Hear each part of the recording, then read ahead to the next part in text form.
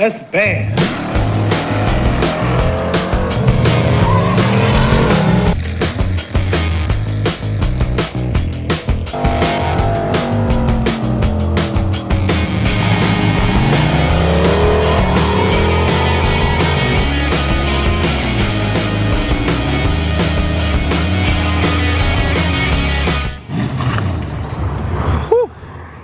All right, it is a cold and rainy day here. Well, not that cold. It's 62. But after a whole summer of 90s, it feels pretty cold today.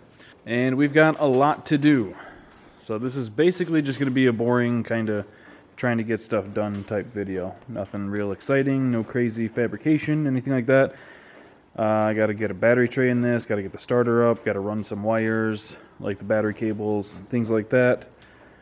Got to push it back on the hoist, lift it up, take care of a few things underneath. Got to cut the drive shaft down to see if I can make that work. Because if I can't make this one work, then I'm just going to say screw it, and I'm going to call Driveshaft shop and have one made. But I'd like to avoid that because I'm cheap, and having a drive shaft made for this would be like $400 or $500. Got to wire the fans up still. A bunch of like just tedious little stuff that has to get done. Boring. Oh, I got the trans cooler in here. It's just sitting, but I got it. I'll show this real quick. I got some AN fittings for it. This is a 40K trans cooler. Hella cheap on Amazon.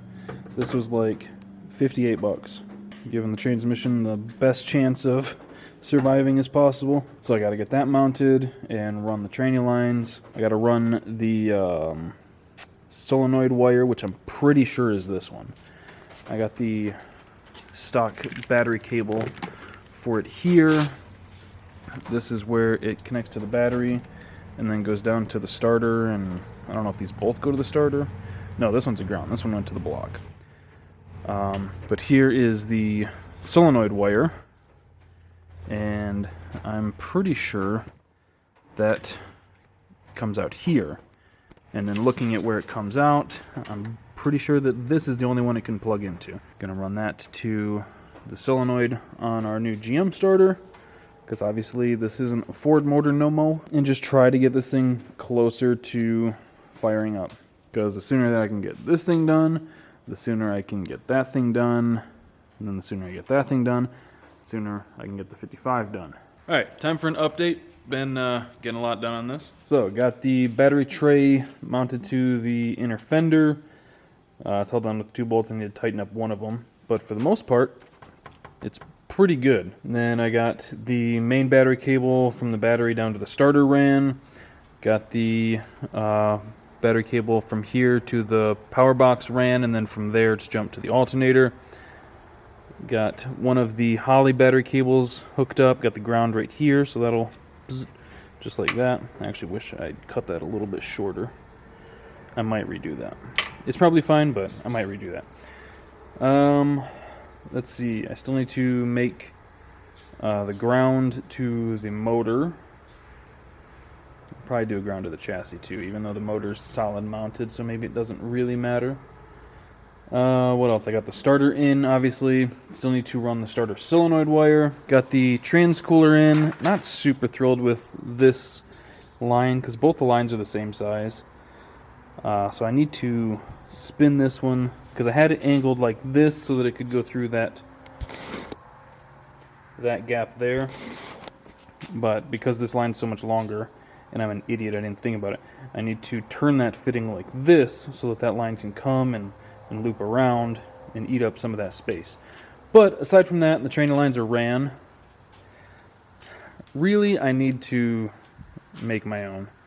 I'm not super thrilled about how these fit. They're in there. I'll probably leave them for ever, but I should remake them just that way they fit that little bit better.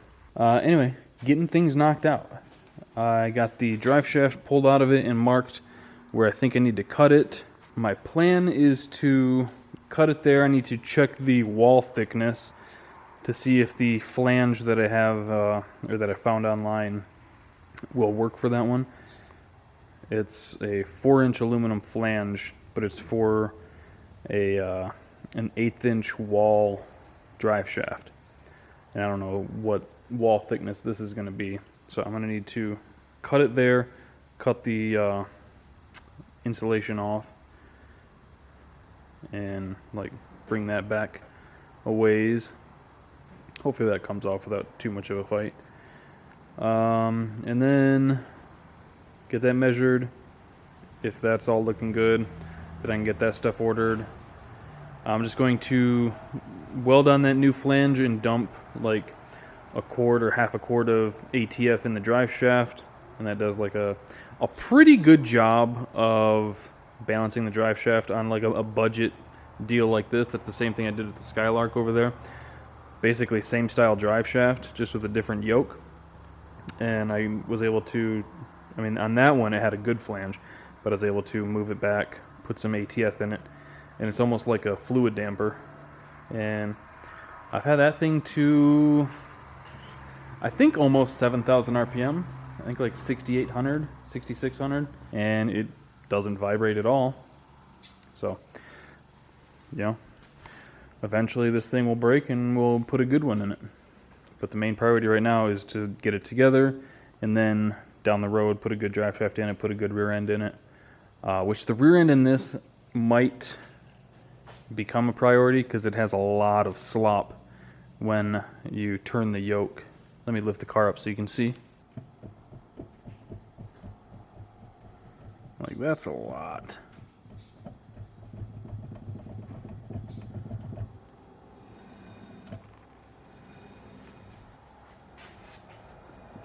It feels, yeah, so that's a lot. If it was like this, then that'd be live-withable like that, but that's a good chunk there. Luckily, it does feel smooth spinning it by hand. So like we can probably get it together and then drive the car around. But I think like the first time we try to launch this thing, it's just gonna destroy the rear end. Luckily, I'm pretty sure everything good off of this, like brake wise, we can bolt right onto an 8.8. So ideally what I'd like to find is a Fox body 8.8, because they're a little bit narrower, that's already been converted to 5-lug, and then we can just put the brakes from here on that. That would be ideal. That also has 31 spline. That would be great. Probably not going to happen. Probably going to just find a regular SN95 8.8. But you know, they're out there. There's one that I've been looking at on Marketplace that luckily hasn't sold yet. I'm just too cheap and lazy to go get it. And I put this was originally a straight fitting, put that in a vise and bent it 90 so that tucks up there nice and neatly. It's out of the way. So still got to run the solenoid wire, which I should do that real quick. I can just have it follow the cable here, which I need to clean up these zip ties. And then we can tie it in up there.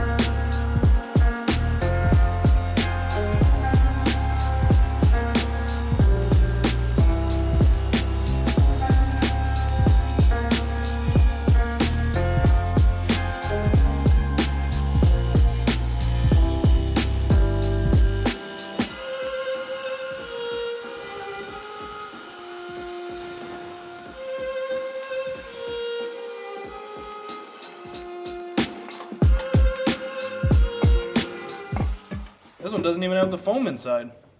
It's like 3.85. I think I could make it work. Let me see if I even got the length right. I also gotta check to see if it's even gonna fit up in the tunnel.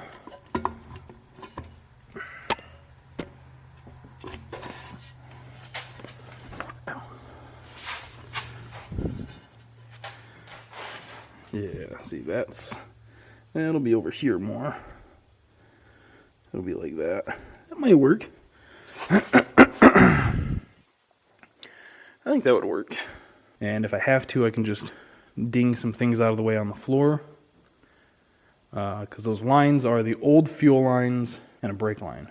So I might look around for a different flange for the end of the drive shaft, because the one that I had found said that it was for a 3750 inside diameter, and this is 385. I need to get the rear end flange, the U-joint, and the drive shaft flange ordered so I can get that done. And then drivetrain wise, this thing is, I believe, totally done.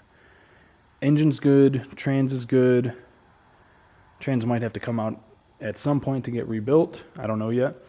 Drive shaft will be done. The rear end, like I said earlier, we'll at least be able to drive it around like this. But down the road, we are going to try to find an 8/8 for it. A little bit of wiring. I got the solenoid wire wired up. So hopefully, I mean, theoretically, if I hook the ground up, the engine should roll over, but there's no oil in it, so I'm not going to do that right now. And the first fire after you've put an engine together and it's been sitting for a few months is always so nerve-wracking. Anyway, that's probably where we'll wrap it up for today, because I don't know if you guys can tell from how I sound, but I feel horrible. So I'm going to go lay down for like a half an hour and then start editing this. Hope you guys had a good Labor Day weekend. I moved a bunch of trees out back with the tractor, and then I got sick. So, it is what it is. Anyway, I hope you guys have a good day. I'll see you guys next time. Thank you for liking and subscribing and sharing, all that crap. I'll see you guys next time.